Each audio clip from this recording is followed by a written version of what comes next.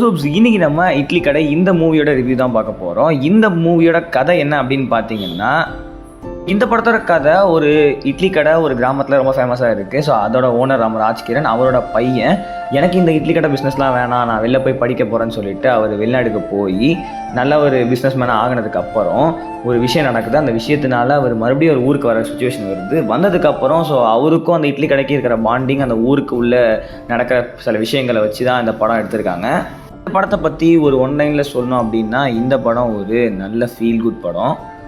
நிறைய எமோஷன்ஸ், சில commercial elements, அங்கங்கே கொஞ்சம் ஹியூமர்ஸோட ஒரு ஒட்டுமொத்த ஃபேமிலி கனெக்டட் பேக்கேஜாக தான் இந்த படத்தை எடுத்திருக்காங்க.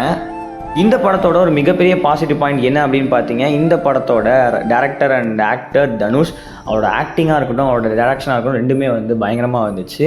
ஒரு ஸ்லோ பேஸ்டான ஒரு ஆக்டிங்லேயுமே ஸ்லோ பேஸ்டு அண்ட் ஸ்க்ரீன் பிளேலையுமே ஒரு ஸ்லோ பேஸ்டு ஸ்க்ரீன் பிளே நல்லாவே இருந்தது. அது எனக்கு இந்த படத்தோட பர்சனலாக அட்டாச் ஆனது மியூசிக்கு. இந்த படத்தோட மியூசிக் நான் ஃபஸ்ட்டு ஆடியோ லான்ச் அப்போ கேட்கும் போதெல்லாம் எனக்கு சும்மா அதில் ஐடியாவே இல்லை.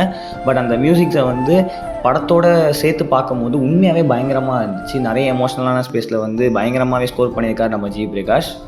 அண்ட் இந்த படத்தில் நடிச்சிருக்க ஆக்டர்ஸான ராஜ்கிரண், நித்யா மேனன், அருண் விஜய், இவங்க எல்லாருமே அவங்க கொடுத்த ரோல் நீட்டாகவே ப்ரெசென்ட் பண்ணியிருக்காங்க. உண்மையாகவே சொல்லணுன்னா ஒரு ஹோல் பேக்கேஜ் தான் அந்த படம்.